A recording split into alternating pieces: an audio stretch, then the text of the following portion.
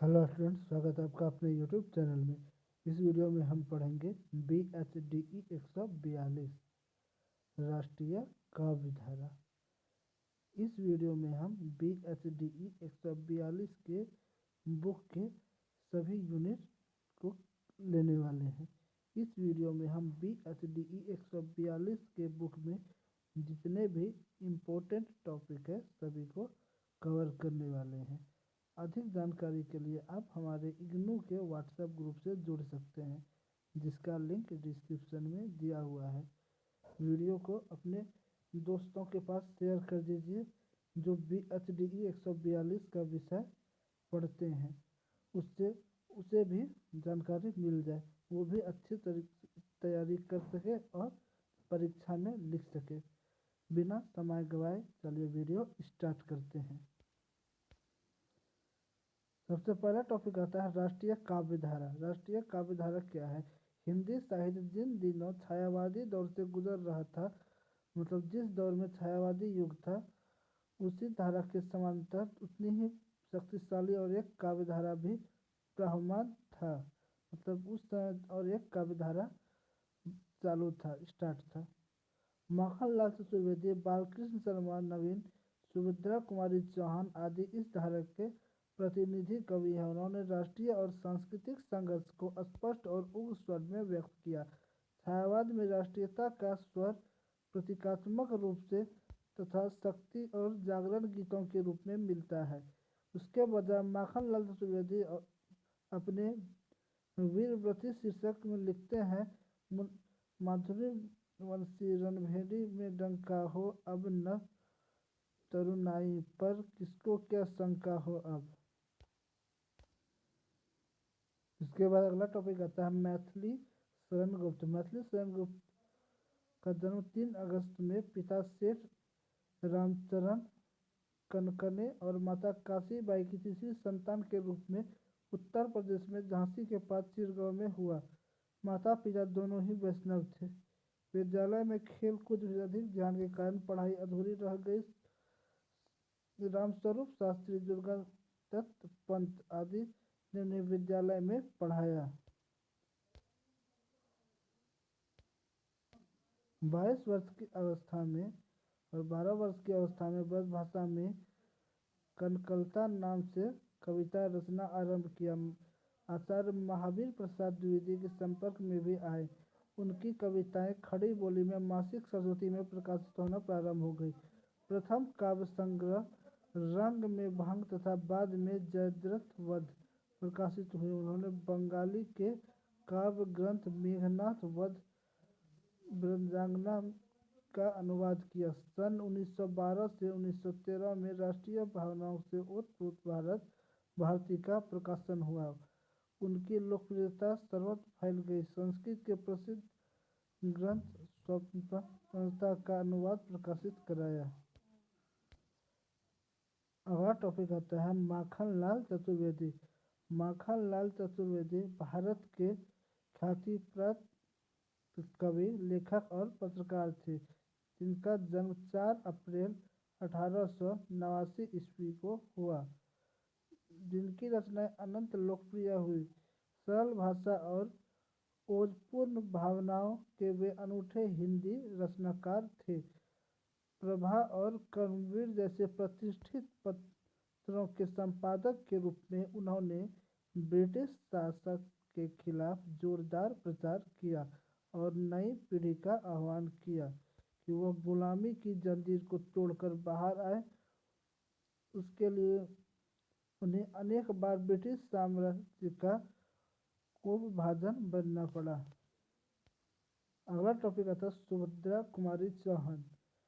सुभद्रा कुमारी चौहान हिंदी के सुप्रसिद्ध कवयित्री और लेखिका थी। झांसी की रानी उनकी प्रसिद्ध कविता है। वे राष्ट्रीय चेतना में एक सहज कवयित्री है। स्वाधीनता संग्राम में उनके अनेक बार जेल यातनाएं करने के पश्चात अपनी अनुभूतियों को कहानी में व्यक्त किया। सुभद्रा कुमारी चौहान का जन्म नागपंचमी के दिन इलाहाबाद के निकट निहालपुर नामक गांव में रामनाथ सिंह के जमींदार परिवार में हुआ।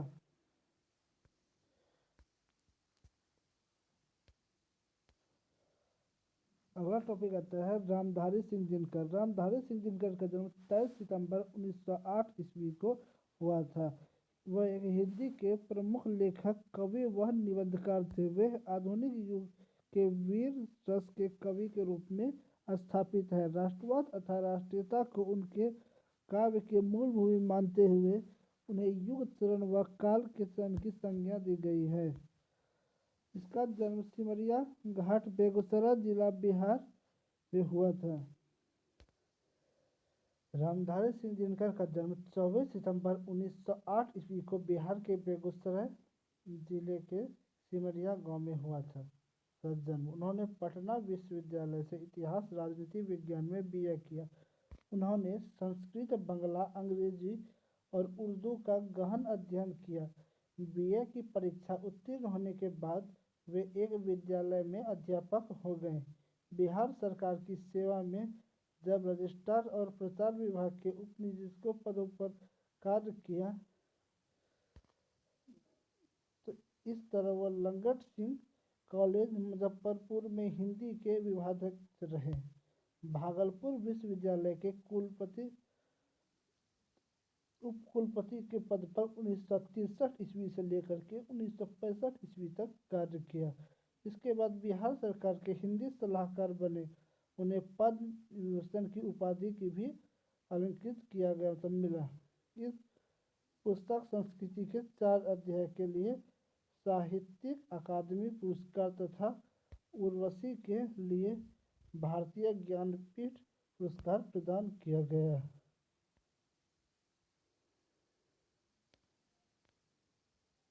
वीडियो अच्छा लग रहा है तो वीडियो को लाइक कर दीजिए, चैनल को सब्सक्राइब कर दीजिए। 1952 में जब भारत के प्रथम सांसद के रूप में निर्माण हुआ तो उन्होंने राज्यसभा का सदस्य चुना गया। वह दिल्ली आ गए।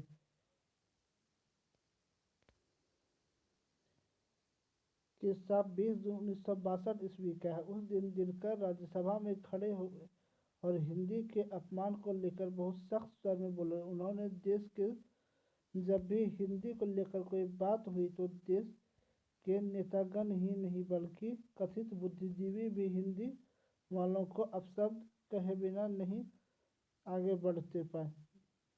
पता नहीं इस परिपाटी का आरंभ किसने किया, लेकिन मेरा ख्याल है उस परिपाटी की प्रेरणा प्रधानमंत्री से मिली है। पता नहीं 13 भाषाओं से क्या किस्मत है कि प्रधानमंत्री ने उनके बारे में कभी कुछ नहीं कहा किंतु हिंदी के बारे में उन्होंने आज तक कोई अच्छी बात नहीं कही। मैं और मेरा देश पूछना चाहते हैं कि आपने हिंदी को राष्ट्रभाषा इसीलिए बनाया है ताकि 16 करोड़ हिंदी भाषियों को रोज अपशब्द सुनाए। क्या आपको पता है कि इसका दुष्परिणाम कितना भयावह होगा? यह किसने बोला था? कवि दिनकर ने। तो हम लोग का यूनिट समाप्त हो गया है। जीएस की क्लास के लिए आप हमारे चैनल मिशन बीपीएससी क्लासेस को सब्सक्राइब कर लीजिए और हमारे वेबसाइट www.thehindikp.com को सब्सक्राइब कर लीजिए, जिसमें आपको सभी जानकारी मिल जाएगी। और इग्नू की क्लास के लिए हमारे चैनल को सब्सक्राइब कर लीजिए। अधिक जानकारी के लिए हमारे व्हाट्सएप ग्रुप से जुड़ जाए, जिसका लिंक डिस्क्रिप्शन में दिया हुआ है। वीडियो देखने के लिए धन्यवाद। जय हिंद।